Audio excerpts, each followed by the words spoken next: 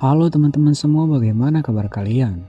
Kali ini kita akan kembali menceritakan sebuah film bergenre thriller kriminal yang rilis pada tanggal 27 Mei 2022 berjudul John Luther. Film yang berasal dari negara India, memang rata-rata selalu memiliki durasi yang gak main-main teman-teman, dan juga memiliki plot twist yang sangat membingungkan, bahkan sama sekali tidak terduga, seperti film yang akan kita ceritakan di sini. Tapi sebelum itu, apa kalian siap menuju ceritanya? Siap.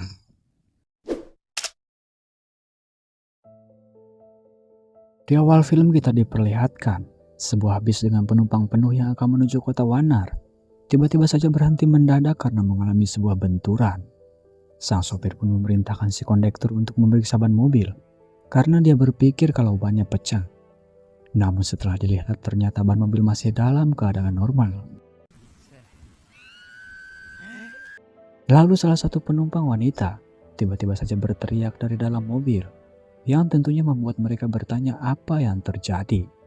Bukan tanpa sebab, penumpang itu berteriak karena dia melihat cairan merah yang mengalir di kaca. Dan setelah diperiksa ke atas mobil, benturan yang membuat bis itu berhenti ternyata adanya seorang pria yang terkapar tewas dengan bersimbah cairan merah di sekelilingnya. Dan inilah scene beralih pada seorang wanita bernama Jessie yang mencoba menghubungi John suaminya karena tak kunjung pulang untuk menghadiri acara pertunangan adik suaminya. Namun ternyata ponsel John berada di dalam mobil. Dan inilah sang protagonis kita bernama John yang sedang diobati karena mendapat luka jahitan setelah menangkap satu pelaku dan dua lainnya yang masih buron dalam kasus pembunuhan seseorang yang berkaitan dengan dunia politik. John sendiri adalah seorang detektif kepolisian yang khusus menangani kriminal. Tak lama salah satu petugas mengabarkan padanya bahwa baru saja telah terjadi sebuah kecelakaan sepeda motor yang mengakibatkan si pengendara tewas di tempat. Tidak pakai lama John pun segera menuju TKP. Sekalian dia pulang ke rumah karena keesokan harinya dia harus menghadiri acara pernikahan adiknya. Sesampainya di lokasi kejadian, si petugas memberikan informasi bahwa korban yang meninggal bernama Reggie ini adalah korban tabrak lari, sehingga saat berbenturan dia terpental ke atas bis dan tewas. Setelah melihat itu, John memberikan instruksi pada si petugas agar segera memberikan informasi kejadian ini ke semua kantor kepolisian, karena menurutnya saat ini si pelaku tabrak lari masih dalam keadaan panik, hanya tinggal menunggu waktu, dan ketika si pelaku sadar, dia akan menyerahkan dirinya. Singkat cerita, keesokan harinya, saat John sedang menghadiri acara pernikahan adiknya, rekannya yang bernama Felix menghubunginya terkait masalah kecelakaan seseorang yang terjadi semalam. Sempat ditahan oleh istrinya, namun John yang kekeh karena kasus ini sangat penting. Dia pun pergi meninggalkan acara pernikahan adiknya.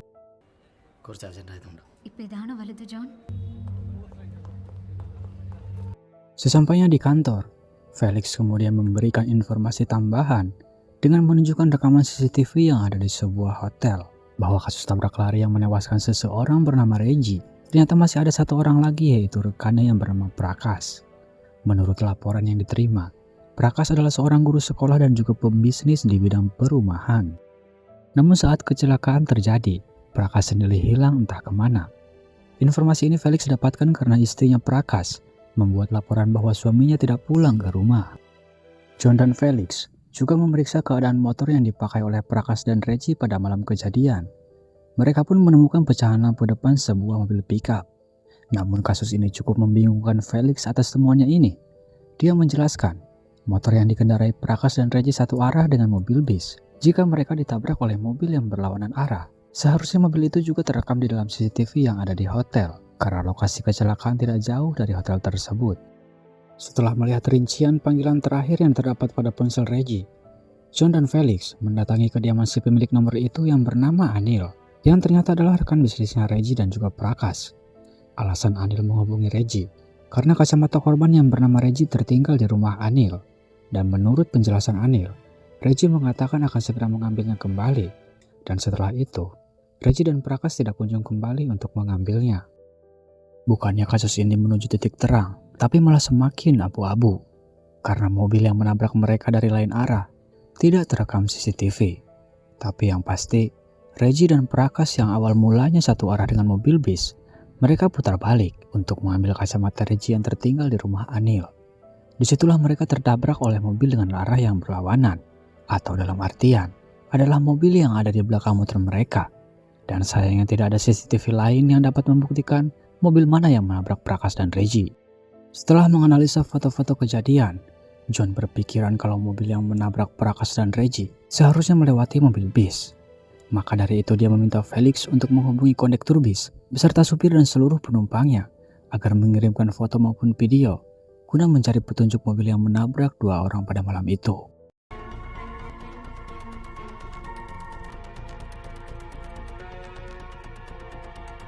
Setelah semua foto dan video yang dikumpulkan, John mengamatinya dengan sangat teliti, hingga akhirnya dia menemukan satu foto sebuah mobil dengan lampu depan sebelah kirinya yang terdapat kerusakan. John pun kembali melihat CCTV dan mencatat nomor seri mobil pickup yang berada di belakang Prakas dan Reggie, lalu memberikan instruksi pada Felix agar mengeluarkan semua rincian jenis mobil pickup tersebut untuk mengetahui siapa pemiliknya.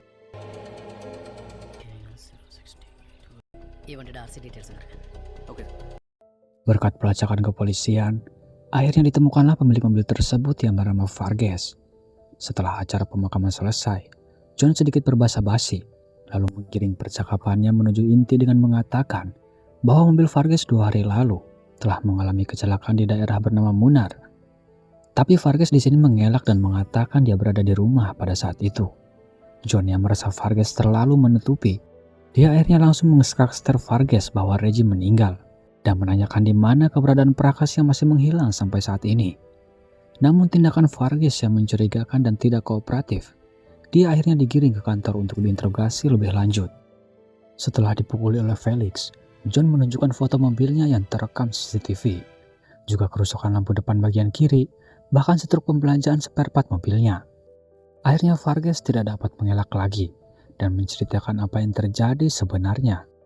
Di dalam ceritanya, malam itu hujan mengguyur deras. Vargas memang menuju Munar untuk mengantarkan sayuran.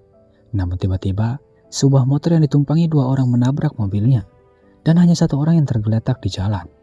Karena Vargas merasa takut dan tak ingin terlibat, dia akhirnya meninggalkan 1 orang tersebut yang diyakini itu adalah Prakas. Bahkan Vargas mengakui dia tidak mengenal siapa itu Prakas. Setelah mendengarkan ceritanya, John sempat ragu bahwa Vargas adalah orang yang menjadi penyebab hilangnya Prakas. Ditambah juga laporan dari salah satu petugas bahwa Vargas sendiri memiliki masalah pada ginjalnya. Juga catatan kepolisian tidak menemukan hal yang mencurigakan atau dalam artian bersih dari catatan kriminal. Sekali lagi John meyakinkan Vargas apakah dia melihat mobil lain yang dia lihat setelah kejadian itu.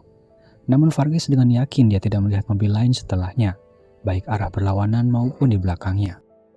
John yang kembali dibuat bingung dengan kasus ini pun kembali mengamati CCTV lebih jauh dan kembali menemukan petunjuk lain, yaitu sebuah mobil pick-up yang sama. Namun kali ini mobil tersebut tidak memiliki nomor seri seperti mobil pick-up milik Vargas sebelumnya. John juga semakin yakin ada keterkaitan ketika kembali memutar video milik salah satu penumpang menunjukkan adanya mobil melintas setelah mobil milik Vargas yang sebelumnya terdapat kerusakan lampu depan di sebelah kirinya. Namun mobil yang kedua ini tidak memiliki kerusakan. Keesokan harinya John langsung memerintahkan para bawahannya untuk segera mencari mobil yang tidak memiliki nomor seri di sebelah kanan bak mobilnya. Karena kemungkinan mobil tersebut bisa mengarahkan petunjuk atas misteri hilangnya Prakas. Namun di saat yang bersamaan di lain tempat, seorang anak sekolah bernama Subin tertinggal mobil bus sekolahnya karena telapak sepatu yang menghambatnya berlari, dan akhirnya dia pun tertinggal. Tak lama, datanglah sebuah mobil pick-up yang berputar balik dan membukakan pintu yang tentunya dengan polosnya Subin menaiki mobil itu. Hingga malam harinya, John kembali mendapat laporan orang hilang dari orang tua Subin bahwa anaknya tak kunjung pulang dari pagi hingga malam ini. Dan buntunya, John hanya menemukan telapak sepatu yang sempat dilepaskan Subin di jalan pada saat itu. Kasus hilangnya Prakas belum tuntas. Kali ini seorang anak sekolah juga ikut hilang, membuat John berpikiran kalau Subin dan Prakas ada hubungannya pada kasus ini. Karena Prakas juga, kalau teman-teman ingat, dia juga seorang guru sekolah. Keesokan harinya John mendatangi sekolah Subin dan memastikan apakah para guru ada yang mengenali Prakas ini. Namun sayangnya di antara mereka semua tak satu pun yang mengenali Prakas. Sejenak beralih dari kasus hilangnya Prakas dan Subin, Salah satu anggota kepolisian sedang mengawasi seorang wanita yang diduga dia adalah bibi dari salah satu pelaku dari 3 pelaku pembunuhan yang sebelumnya juga belum tertangkap. Setelah mendapat laporan bahwa kemungkinan 2 pelaku yang belum tertangkap berada di sebuah gereja untuk bersembunyi, John dan Felix kemudian meminta keterangan pada kedua pastor ini. Awalnya mereka tidak mengenali kedua pelaku, namun setelah ditunjukkan fotonya, pastor ini mengenali 2 pelaku. Namun menurut pastor mereka menggunakan nama yang berbeda. Tanpa basa-basi, John kemudian segera menangkap mereka saat mengantri makanan. Kedua pelaku ini sempat melakukan perlawanan dan berusaha kabur, namun akhirnya terjebak di sebuah aula, hingga akhirnya terjadi duel antara 2 polisi dan 2 tersangka. Sayangnya Felix sempat dibuat kewalahan dan terpaksa John menghadapi keduanya. Namun naas saat John lengah.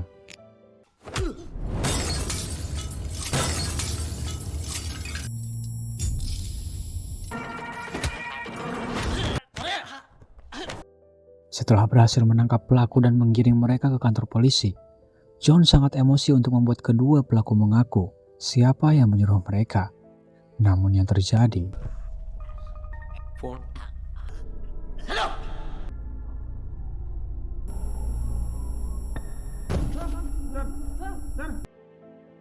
akibat lampu tabung yang dibenturkan pelaku pada John, membuat serpihan kacanya masuk dan merusak gendang telinganya terganggu.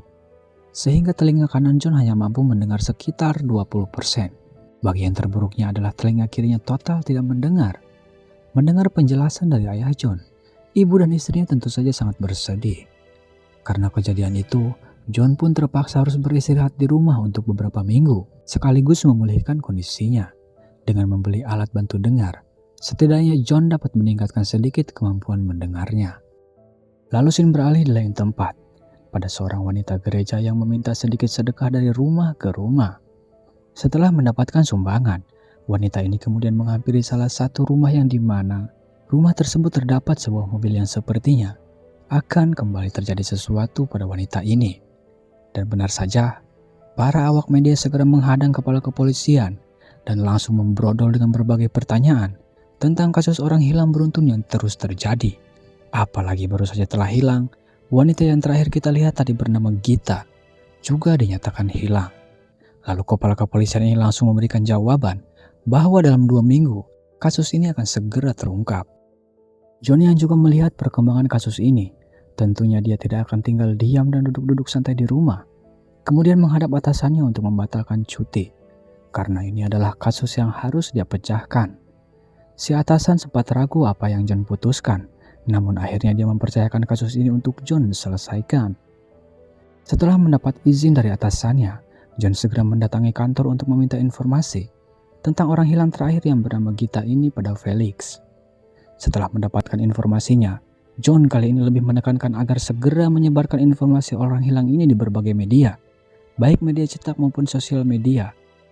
Dengan cepatnya informasi ini menyebar, bahkan sampai dimasukkan ke dalam berita TV. Karena bagi John sangat penting jika ada orang yang bersangkutan melihat orang yang hilang terakhir kali. John dengan amat cermat kembali menganalisa dan mencoba memahami apa sebenarnya motif si pelaku untuk menculik orang-orang yang hilang. Sampai akhirnya John berasumsi kalau kasus ini bukanlah kasus biasa. Menurutnya ketiga orang hilang ini tidak ada kaitannya sama sekali dan bisa dikatakan sebagai penculikan acak, atau dalam artian pelaku tidak mencari korban, tapi korbanlah yang mendatangi si pelaku. Tak lama telepon berbunyi, rupanya itu si penelpon yang memberikan informasi bahwa dia melihat orang bernama Gita pada saat hari di mana dia menghilang. Tanpa membuang banyak waktu, John beserta petugas lainnya langsung meluncur menuju rumah si penelpon tersebut. Sesuai dugaan kita semua, bahwa penghuni rumah inilah yang menjadi saksi atas hilangnya wanita bernama Gita pada hari di mana dia menghilang. Menurut si penelpon yang bernama Vinod ini menjelaskan, istri dan anaknya lah yang melihat Gita datang ke rumah. Hal itu dibenarkan dengan penjelasan dari istrinya yang bernama Revati. John yang sedang mendengarkan rekaman penjelasan Revati, tiba-tiba teringat sesuatu ketika melihat sebuah mainan yang tergeletak. Lalu John menunjukkan sebuah foto mobil pick-up dan menanyakan pada keluarga Vinod apakah ada yang pernah melihat mobil seperti ini di sekitar mereka. Tiba-tiba saja si anak mengatakan bahwa dia pernah melihat mobil itu. Juga Vinod yang mengakui pernah melihat mobil tersebut ada di sebuah rumah yang dihuni oleh seorang pekerja bangunan. Namun sayangnya setelah sampai di rumah tersebut, rumah itu tampak kosong dan tak ada mobil yang terparkir di sana. John kemudian meminta rekannya untuk mencari informasi siapa pemilik rumah dan siapa yang menyewanya. Dengan cepatnya Felix mendapat informasi dan mengatakan bahwa pemilik rumah tersebut bernama Ishak dan Ishak menyewakannya kembali pada orang yang bernama Joby. Setelah didatangi, Joby menjelaskan bahwa rumah itu biasanya digunakan sebagai ruang penyimpanan dan memang kadang beberapa karyawannya pernah tinggal di sana. Dia juga dengan sangat kooperatif mengatakan bahwa dia memiliki 2 mobil pick-up, namun satu mobilnya sedang berada di bengkel. Ketika akan memeriksa mobil, sayangnya alat bantu dengar John kehabisan baterai dan terpaksa dia harus menggantinya. Sedangkan Felix dan yang lainnya memeriksa bagian kiri mobil yang terdapat nomor seri. Sehingga salah satu petugas beranggapan bahwa bukan mobil inilah yang mereka cari. Setelah Felix menyampaikan bahwa bukan mobil itu yang mereka cari, otomatis mereka akan pergi ke bengkel untuk memeriksa satu mobil lagi. Namun tanpa sengaja ketika mobil lain bergerak, John menyadari bahwa mobil itulah yang dia cari, karena Felix sebelumnya hanya memeriksa bagian kiri mobil, sedangkan yang ada di CCTV, bagian sebelah kananlah yang tidak memiliki nomor seri. Dan memang benar dugaannya, ketika John mencocokkan ciri-ciri mobil ini dengan yang ada di foto. Joby tentunya kembali dibombardir dengan pertanyaan John sebagai ahli penyidik, dan menurut penjelasannya, dia tidak mengetahui masalah mobil ini. Tapi Joby menjelaskan dengan sangat rinci bahwa si pengemudi mobil tersebut bernama Venkit, yaitu karyawannya sendiri yang sudah bekerja selama 4 bulan dan juga kadang menempati rumah yang disewa oleh Joby. Namun sayangnya Venkit saat ini sedang pergi ke Chennai sejak kemarin malam bersama saudaranya Joby yang bernama Jijo untuk menjual sebuah truk karena menurutnya dia kekurangan uang untuk melanjutkan proyek pekerjaannya. John beserta rekan tentunya sang pemilik bernama Joby memutuskan untuk masuk ke rumah itu dan memeriksa jikalau ada petunjuk yang bisa mengarah pada kasus penculikan berantai ini. Ketika memasuki sebuah ruangan, John benar-benar mengamati dan menyadari ada yang tidak beres pada ruangan ini. Mulai dari menemukan sebuah telapak sepatu, meja yang bergeser dari tempat sebelumnya, juga adanya sebuah rambut yang ada pada ujung meja. Dia juga memfoto sebuah sobekan koran lama, hingga tak sengaja sebuah lampu belajar yang terjatuh dan ternyata malah memberi petunjuk, yaitu adanya sebuah noda merah yang terdapat pada batang lampu. John kemudian meminta Felix agar tim forensik segera datang dan mengecek siapa pemilik noda merah tersebut. Lalu John kembali menanyakan pada Joby tentang informasi yang lebih rinci mengenai kepribadian dan juga dari mana orang bernama Venkit ini berasal. Joby menjelaskan semuanya tanpa ada yang dia tutup-tutupi.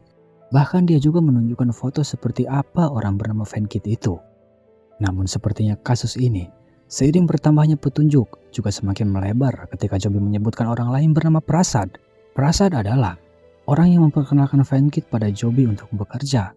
Namun Prasad sendiri sudah lama berhenti bekerja tanpa Joby tahu alasannya. Namun informasi yang Joby dengar katanya, Prasad ini berhenti bekerja karena sering sakit-sakitan. Sekecil apapun kemungkinan, John tetap berusaha untuk menggali informasi lebih jauh dengan mendatangi orang yang bernama Prasad di sebuah kampung bernama Kukumalai di perbatasan Tamil Nadu. Sementara itu tim forensik juga sedang melakukan pengetesan untuk mengetahui identitas dari pemilik noda merah tersebut. Setelah melakukan perjalanan yang cukup panjang, John dan yang lainnya akhirnya sampai di Kukumalai. Salah satu orang di sana kemudian memberitahu Prasad bahwa dia kedatangan beberapa orang. Prasad yang sepertinya sedikit terkejut tetap menemui John dan yang lainnya. Namun kesan pertama John saat melihat Prasad yang katanya sakit, sepertinya berlawanan dan meyakini ada alasan lain untuk berhenti dari pekerjaan sebelumnya. Di sini Prasad terlihat berpura-pura batuk untuk menutupinya, hingga Prasad sendirilah yang langsung masuk ke inti percakapan mengenai orang yang bernama Venkit ini. Prasad mulai bercerita bahwa Venkit adalah keponakannya sendiri. Venkit memiliki sikap yang berbeda dari anak seusianya, di mana ketika orang-orang banyak yang menutup hidung ketika melihat bangkai manusia, Venkit malah memperhatikan proses para dokter yang sedang memeriksa bangkai manusia itu. Venkit sendiri orang yang cerdas dan selalu menjadi peringkat pertama di kelasnya, dan dia juga mempunyai satu adik perempuan. Prasad menjelaskan bahwa Venkit bercita-cita menjadi dokter, yang awalnya Prasad menganggap itu sebagai candaan. Namun ternyata dia mulai menganggapnya serius ketika Venkit membawa sebuah tas jinjing yang berisi otak manusia, korban dari kecelakaan kereta yang katanya akan digunakan untuk belajar ilmu kedokteran. Gila sih. Itu semakin terbukti hingga dia masuk ke jenjang yang lebih tinggi sekalipun selalu menjadi yang pertama. Namun suatu ketika adik perempuannya jatuh sakit dan keluarganya tidak memiliki biaya untuk berobat. Venkit yang tidak memiliki lisensi untuk izin membuka praktik kedokteran, dia tetap nekat melakukannya di rumah. Yang menjadi puncak kehancurannya adalah ketika Venkit menangani seorang gadis yang mengalami gangguan pernapasan dan gagal yang malah membuat si gadis itu meninggal di tempat. Akibat kejadian itu, Venkit dipenjara selama 5 tahun. Selama Venkit di penjara, adiknya yang masih dalam keadaan sakit kemudian meninggal. Disusul kedua orang tuanya, Venkit yang semakin depresi dan lebih memilih mengakhiri hidup mereka. Ketika masa hukumannya selesai, Prasad yang saat itu masih bekerja di tempat Chobi kemudian membawa Venkit untuk mengajaknya bekerja di sana. Cerita Prasad berlanjut ketika dia dan Venkit pulang malam selesai bekerja. Di tengah guyuran hujan, tiba-tiba mereka menemukan motor tergeletak dan seseorang yang tak berdaya. Dan dapat kita simpulkan bahwa orang itu adalah Prakas. Saat di perjalanan, Prasad mencoba menyadarkan Prakas, namun mobil terhenti dan Venkit mengatakan bahwa Prakas sudah meninggal dunia. Prasad yang masih memiliki keraguan, dia ingin membawa Prakas ini ke rumah sakit. Namun lain halnya dengan Venkit, dia malah membawa jasad Prakas ini ke rumah sewaan yang Chobi miliki. Setelah itu Venkit meminta Prasad untuk membawa mobilnya pergi, sedangkan dia membawa jasad Prakas masuk ke dalam rumah. Tidak sampai di situ, Prasad menambahkan ketika Venkit terakhir membawa jasad Prakas, dia tidak masuk kerja selama 2 hari. Dan di hari yang ketiga Venkit datang dengan menunjukkan wajah yang senang. Lalu beberapa hari kemudian, Venkit tidak kembali masuk kerja selama 2 hari. Hal itu pun memancing kecurigaan Prasad, dan setelah mengintip apa yang sebenarnya Venkit lakukan, dia cukup terkejut ketika melihat Venkit berpakaian layaknya seorang dokter yang akan melakukan pembedahan terhadap seorang anak kecil yang kita tahu itu bernama Subin. Ceritanya pun terpotong karena Prasad mengalami batuk-batuk, sehingga cerita pun tidak sampai bagaimana hilangnya korban ketiga yang bernama Gita. Karena Prasad dianggap sebagai saksi kunci dari kasus ini, dia pun dirawat di rumah sakit untuk memulihkan kesehatannya. Kembali saat di perjalanan, John juga mendapat laporan dari tim forensik bahwa golongan darah yang ditemukan pada batang lampu yaitu B negatif. Dan itu sama dengan rincian korban hilang yang bernama Gita. John juga memerintah Chobi menghubungi saudaranya Jijo untuk mengetahui kapan kembalinya mereka dan memastikan Venkit ada bersamanya.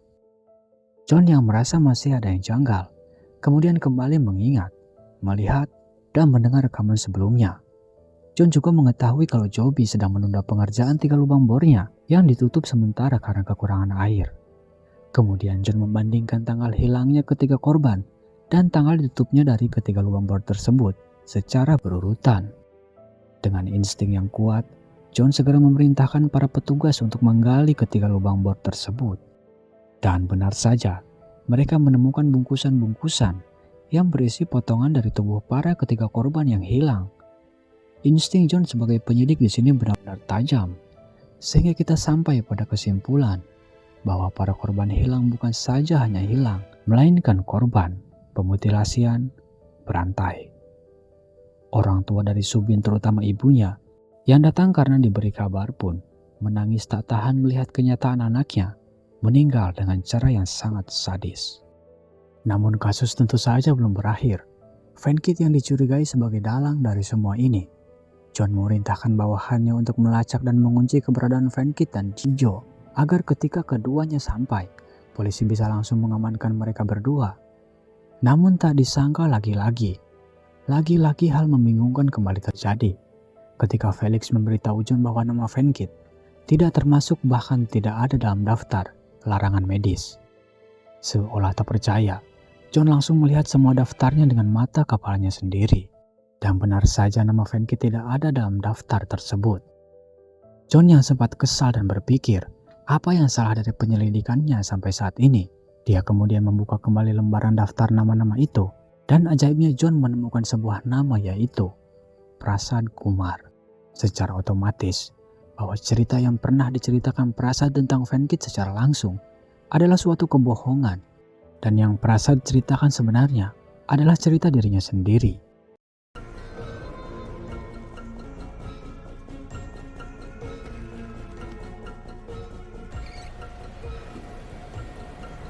Dengan cepat John segera menghubungi dan mengatakan pada rekannya Rajan yang menjaga Prasad di rumah sakit bahwa orang yang mereka cari bukanlah Venkit melainkan Prasad itu sendiri. Mendengar itu Rajan sangat terkejut dan langsung memeriksa ruangan di mana tempat Prasad dirawat. Sungguh mengejutkan ketika Rajan mendapati Prasad sudah menghilang dari tempatnya. Merasa ada yang tidak beres dengan rekannya Rajan, John dan Felix segera menuju rumah sakit untuk memastikan keadaannya. Dia juga meminta bantuan dari kantor polisi terdekat untuk membantu mengamankan rumah sakit tersebut. Setelah sampai di rumah sakit, John mendapat laporan dari petugas bahwa Rajan dan Prasad tidak ada di rumah sakit. Keadaan semakin membuat John kelabakan karena salah satu petugas mendapat informasi bahwa petugas yang lain menemukan mayat di dekat kuil. John akhirnya pergi bersama si petugas untuk memastikan siapa mayat itu. Sedangkan Felix berpencar bersama petugas yang lain. Sesampainya di lokasi yang dimaksud, ternyata mayat tersebut bukanlah Rajan melainkan orang lain. John yang kembali kebingungan karena Prasad belum juga ditemukan. Dia kembali berpikir dan mengingat-ingat. Sampai pada akhirnya, dia menyadari bahwa kejadian ini dibuat Prasad untuk mengecoh kepolisian. Sama seperti cerita Prasad tentang Venkit, yang padahal dia menceritakan tentang dirinya sendiri. Begitu juga dengan situasi saat ini. Dia membuat dirinya seolah tidak berada di rumah sakit, padahal dia memang berada di sana. Dengan cepat John dan si petugas kembali ke rumah sakit, namun Prasad yang sedang bersiap untuk memutilasi Rajan menyadari kedatangan John. Mereka akhirnya terlibat petak umpet. John yang akhirnya menemukan Rajan sempat menyadarkannya, namun si petugas yang bersamanya berhasil dilumpuhkan Prasad. Melihat si petugas yang sudah tergeletak, pertempuran di antara mereka pun terjadi cukup sengit.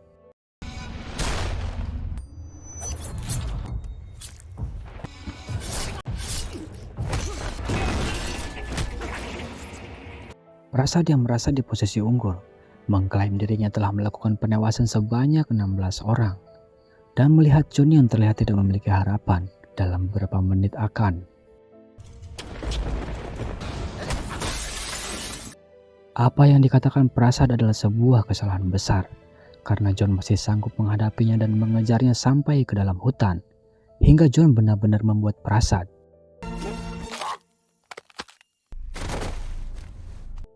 Berakhirnya kasus ini berkat John tangani. Sang dalang pun berakhir mati.